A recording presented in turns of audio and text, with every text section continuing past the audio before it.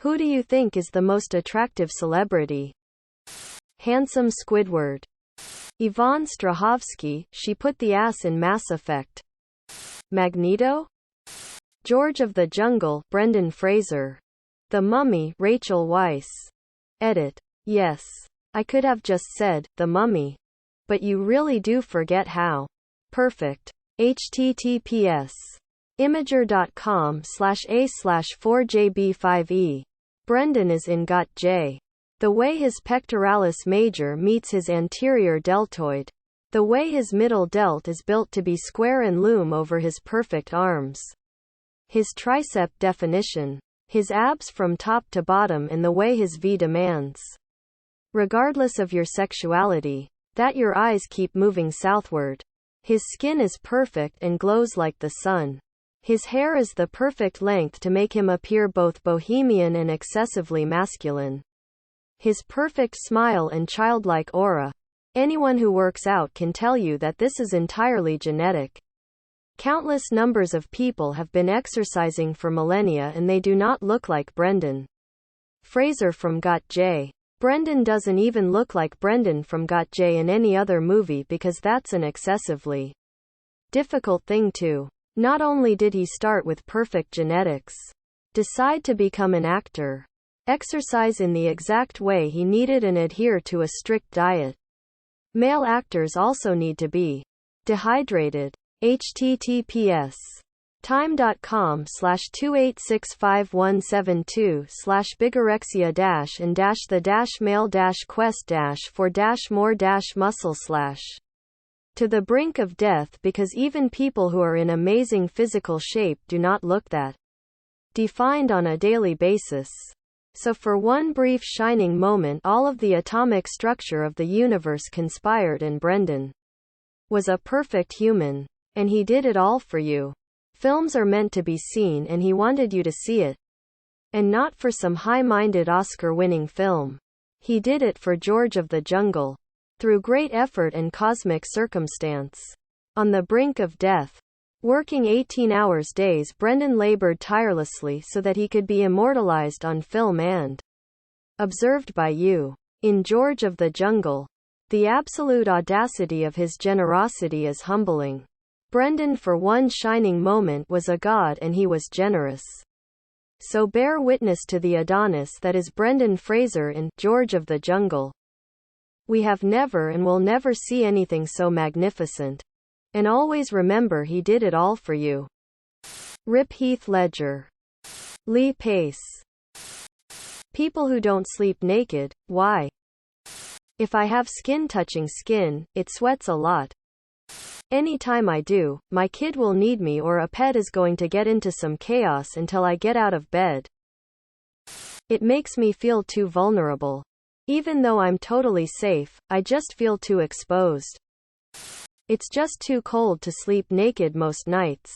If I'm in a humid place without a fan or AC, then I don't want to be sticky all over my bed and then have to change the sheets more often.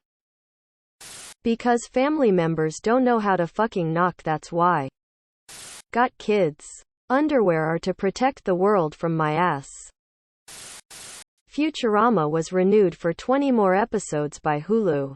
What are your thoughts? Is this real? I thought it ended beautifully already and I was completely content moving on past it with very positive nostalgia still attached to it. I hope the new season either has the same writers, creators, or else I will worry. It has my favorite series finale. I'll watch the new ones but I don't know if they can top the ending they already have. You take one nap in a ditch in the park and people start declaring, you this and that. I'm shocked. Shocked. Well, not that shocked. While I agree the last episode, of the 4 last episodes, was a really good ending. I'm down for 20 more. I just hope at some point, this 20 becomes a DVD set with commentary from David X. Cohen and some of the voice actors in. Creators like all of the other ones did. That shit was often just as entertaining as the show itself. Good news. Everyone. What is this? Like the 4th time Futurama has been uncancelled? I'm not complaining.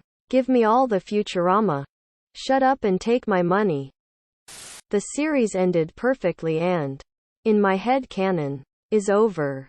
That said, I'll take bonus Futurama any day of the week. Bring it on. Serious.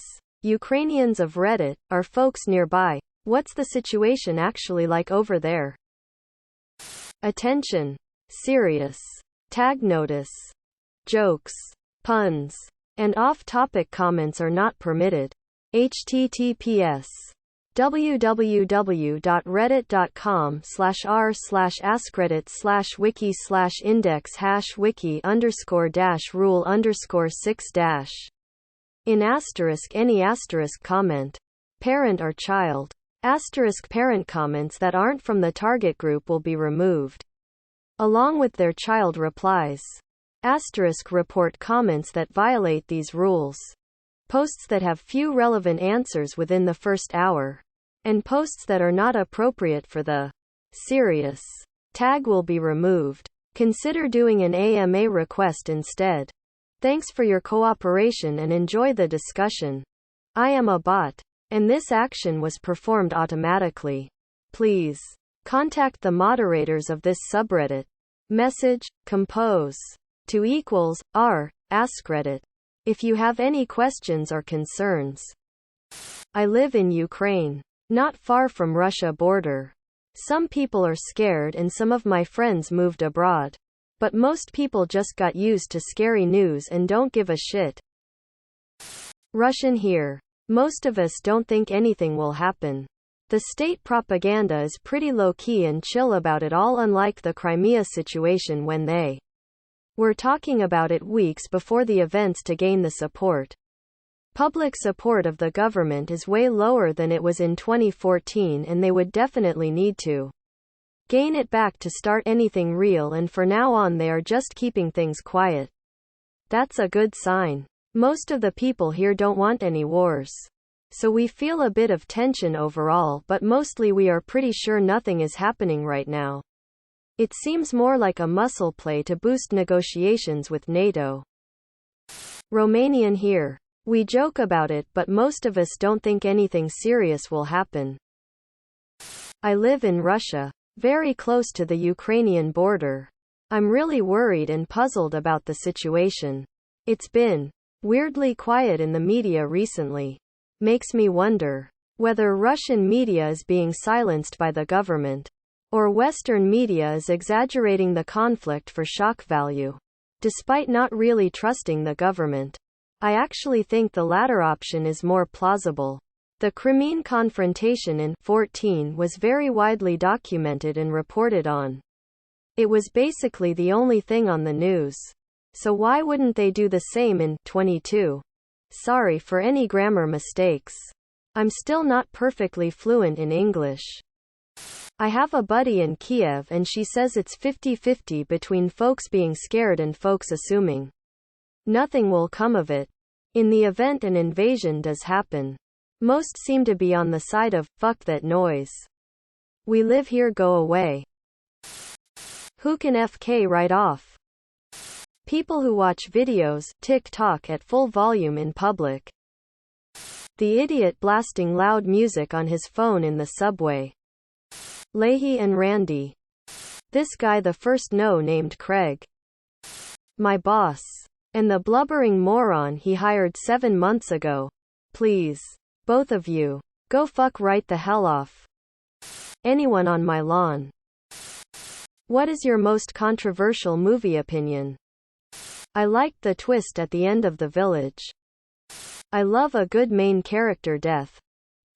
Instead of remaking older films that were great, that usually turn out shit, they should remake films that had a great premise but were executed terribly. So many movies, ideas shown great potential but ended up sucking. I'd like to see some seasoned directors, producers and writers get a hold of them. True Lies is James Cameron's best movie.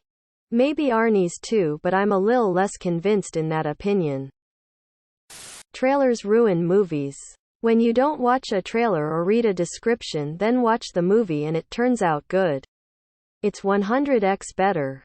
Edit. Grammar. Not all movies need to be deep, character-driven, or even make sense. If it's fun to watch, that's a good movie too. Subscribe, my brothers.